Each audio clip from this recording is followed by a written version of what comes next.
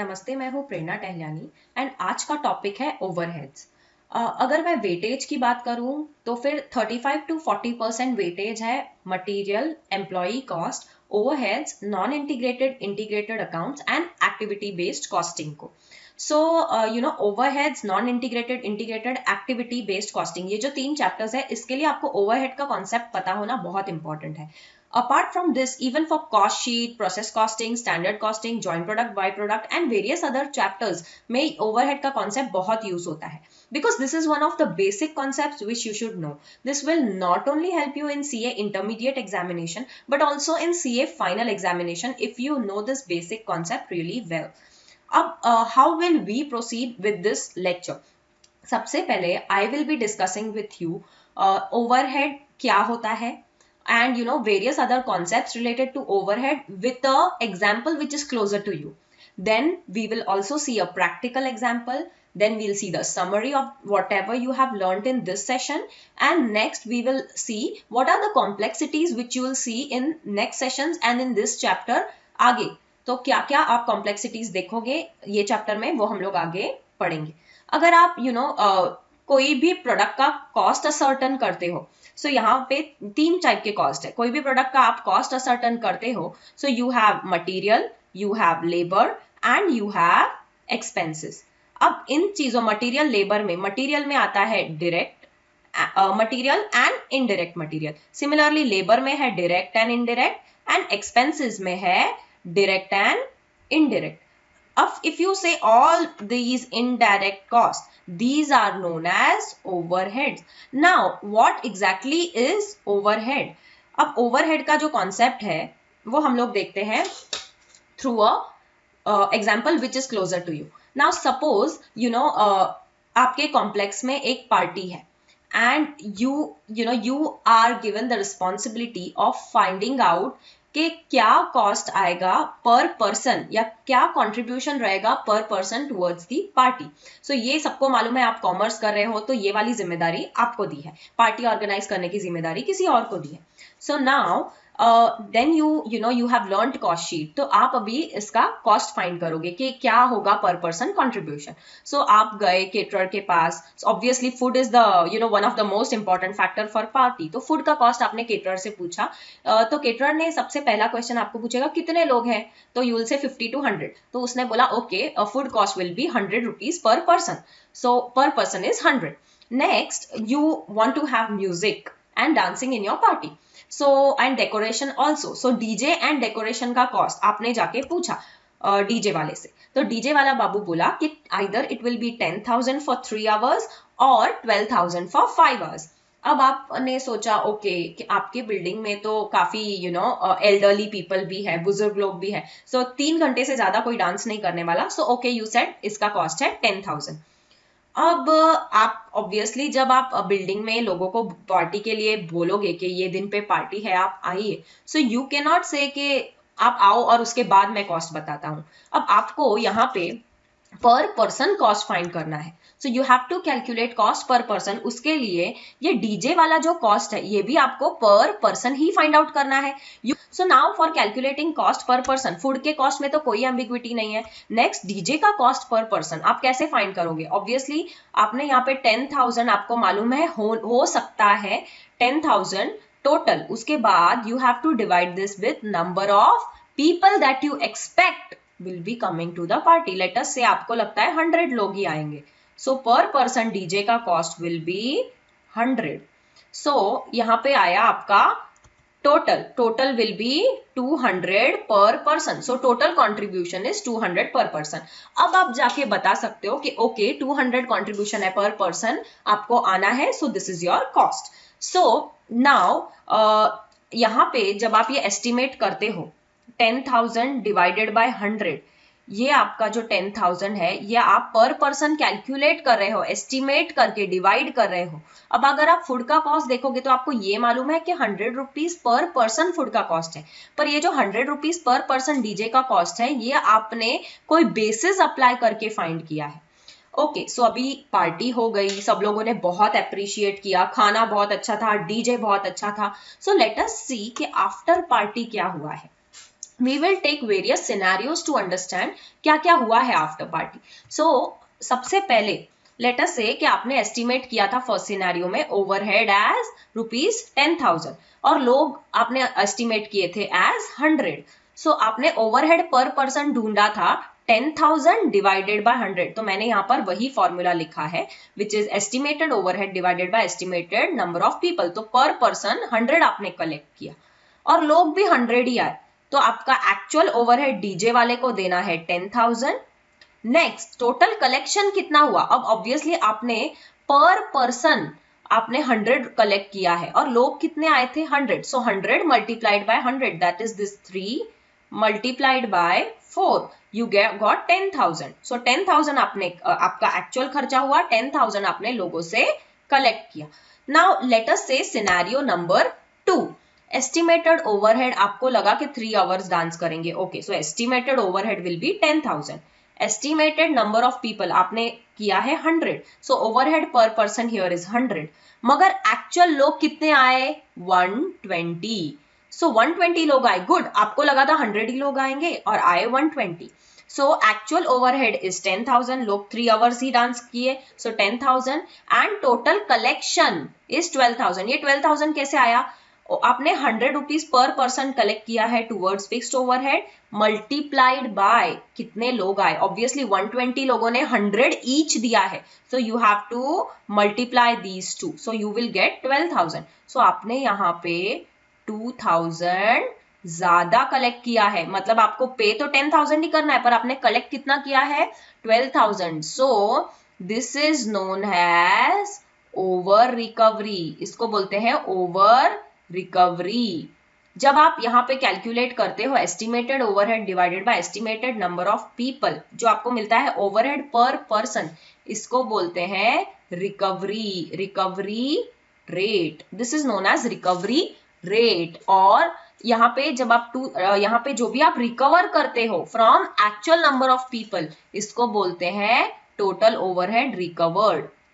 सो आपने 12,000 कलेक्ट किया, आपको 10,000 ही पे करना है. So you have over recovered, आपने ज्यादा रिकवर किया है, तो इसको बोलेंगे over recovery. Now let us see third scenario. Now in third scenario, estimated overhead was 10,000, estimated number of people 100, overhead per person is 100. Actual number of people 100 ही है, जितना आपने सोचा उतने ही आए. Very nice. मगर you thought elderly people will not dance, but they danced for 5 hours. They were enthusiastic, which you didn't expect. So यहाँ पे आपको 5 hours का पैसा देना पड़ेगा डीजे वाले को. So actual overhead is 12,000 and total collection मतलब आपने 100 रुपीज कलेक्ट किया है and 100 लोगों से कलेक्ट किया है जो सच में आए थे लोग. सो 10,000 ही हुआ. सो यहाँ पे आपको पे ज्यादा करना पड़ रहा है. Actual overhead is more than recovered overhead. So this is known as under absorption. हमने अभी लेट अस सी क्या क्या पढ़ा. सो फर्स्ट सबसे पहले हमने पढ़ा ओवरहेड. ओवरहेड क्या होता है. ओवरहेड इज एक्सपेंडिचर ये which cannot be conveniently traced to or identified with a particular cost unit. अब अगर आपने हमारा एग्जाम्पल लिया सो आपको जो आप ये नहीं बोल सकते कि डीजे वाले का कॉस्ट पर पर्सन कितना है if you don't estimate. You have to estimate that. आप ये नहीं बोल सकते कि एक इंसान नाचा तो डीजे वाले ने इतना लिया. No, you are estimating it for recovering from the cost unit. Obviously जो भी आपका खर्चा है वो आपको अपने प्रोडक्ट या फिर वहां पे पर पर्सन आपको रिकवर करना था, लेना था. So it cannot be traced with a particular cost unit. So expenditure, हम in our case it was DJ का cost which cannot be conveniently traced to a particular cost unit. What is cost unit in your case? Cost unit in your case was number of people.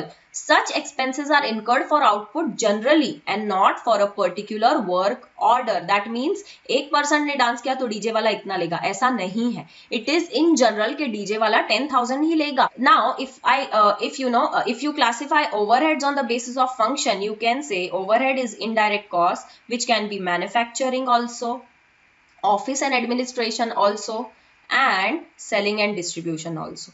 अगर मैं manufacturing की बात करूं, let us से depreciation on machinery या factory rent. अब आप ये नहीं बोल सकते कि मैं एक प्रोडक्ट प्रोड्यूस कर रहा हूं तो फैक्ट्री रेंट इतना नहीं, फैक्ट्री रेंट आप रिकवर करोगे फ्रॉम योर कॉस्ट यूनिट, सो आपको वो कैलकुलेट करना पड़ेगा। So that is why this is known as overhead. Ab office and administration overhead, it can be depreciation on office building or rent of office building, depends if you own it or you rent it. Next, accountant salary. Next is selling and distribution, that can be marketing manager salary, etc. All these costs you have to estimate before you produce the product, and you have to find out its cost and you have to recover it from your cost unit. Cost unit can be your product or a service, or in our case it was people, या फिर student भी हो सकता है अगर वो classes हैं तो। नेक्स्ट हमने क्या पढ़ा? हमने पढ़ा एब्जॉर्प्शन रेट या फिर recovery rate. Now what is absorption rate? हमने क्या पढ़ा था? Budgeted fixed overhead, that is DJ वाले का cost, which was 10,000 divided by budgeted output. In our case it was number of people 100, which is equal to 100 per person. अब budgeted क्यों? Obviously starting में DJ वाले ने बोला था 3 hours का 10,000, 5 hours का 12,000. आपने estimate किया okay 3 hours ही डांस करेंगे. That means you are estimating it before the production, before the sales, before the start of the period, so that you can find out cost per unit, per person.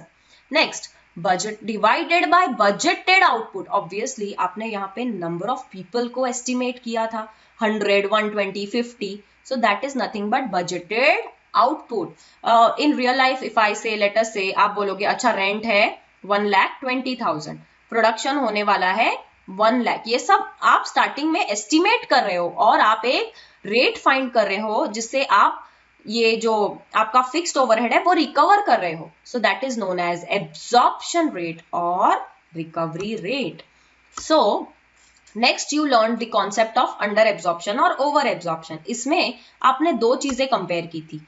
Actual overhead मतलब DJ वाले ने actually कितना charge किया. सो हमारे case में 10,000 charge किया था.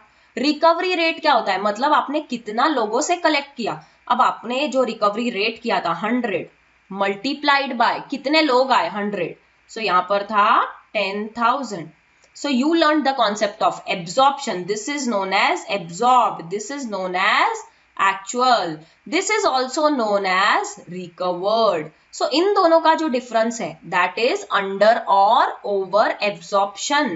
अब आप ये देखिए actual expenses 10 है और आपने एब्जॉर्ब किया 12,000. तो आपने ज्यादा एब्जॉर्ब किया, ज्यादा कलेक्ट किया. सो दिस इज ओवर एब्जॉर्प्शन, ज्यादा एब्जॉर्प्शन. मगर अगर आपने सपोज 9,000 ही एब्जॉर्ब किया होता सो आपने एक्चुअल ओवरहेड से कम एब्जॉर्ब किया. So this is known as under absorption. So you learned the concept of overhead. You learned what is under absorption, what is over absorption, what is overhead absorbed. ये सारे concepts आपको समझ गए. अब आप बोलोगे कि ये तो चीज काफी इजी है. You just have to, there are only two things, budgeted or estimated overhead divided by estimated or budgeted output. मतलब ये न्यूमरेटर पता होना चाहिए, डिनोमिनेटर पता होना चाहिए. So you will get your recovery rate that you have to multiply with actual output and compare and find out over absorption और under absorption. तो ये तो कॉन्सेप्ट काफी सिंपल है. तो अगर आप आगे चैप्टर्स में जाएंगे so there are lot of methods to estimate overhead. There are lot of methods by which you will be recovering this overhead through your output. So जो भी है ये न्यूमरेटर और डिनोमिनेटर ही है, मगर लेट अस सी क्या क्या कॉम्प्लेक्सिटीज आते हैं. अब कोई भी प्रोडक्ट आप प्रोड्यूस करोगे सो देर आप बहुत सारे जो भी अभी आजकल कंपनीज है वो जनरली मल्टीपल प्रोडक्ट्स मैन्युफैक्चर कर रही हैं.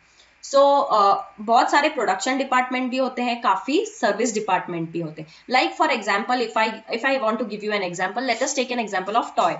अब अगर मैं आपको ये बात करूं कि ये वाला जो टॉय है, ये जो टॉय है ये है डिफरेंट कलर्स, इसको असेंबल हो रहा है एंड इसका पेंटिंग हो रहा है एंड वुड का कटिंग हो रहा है। ये 3 डिपार्टमेंट है प्रोडक्शन डिपार्टमेंट।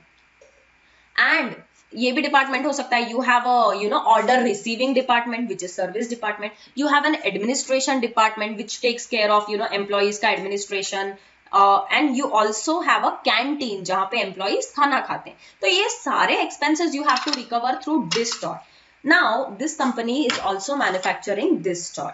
अब ये 2 टॉय का हम लोग बात करते हैं। सो ये वाले टॉयज में असेंबली ज्यादा है, मतलब you have to assemble different parts, you have to attach this, you have to assemble this plastic and then you have to colour the toy.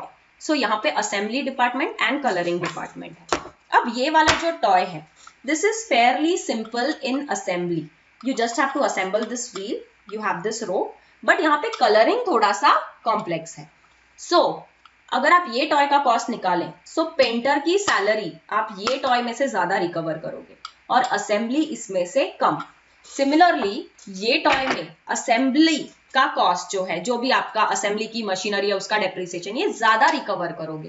And painting का cost, painting is fairly simple, so painting का cost कम recover करोगे। आप canteen का भी, canteen जो भी आपके employees, जो भी पेंटिंग अकाउंटेंट सारे लोग एक ही इसमें कैंटीन में खाना खाते हैं। सो ये भी आप ये दोनों टॉयज से ही रिकवर करोगे। So how do you recover that cost? Now that cost जो भी आपको रिकवर करना है will be nothing but budgeted overhead divide by budgeted output, पर उसका तरीका अलग होगा, so that you arrive at a fairly close cost to what is involved, so that you give a competitive pricing according to the resources used by the different products that you manufacture.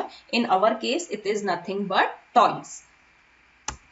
So I hope you understood what overhead is, what recovery rate is. Now I have a question for you. Without checking your phone, Google or any book, first think, can overhead be variable? And if yes, also think about the different examples that come to your mind, and then you can obviously check Google. But पहले मेरी request है, आप खुद सोचिए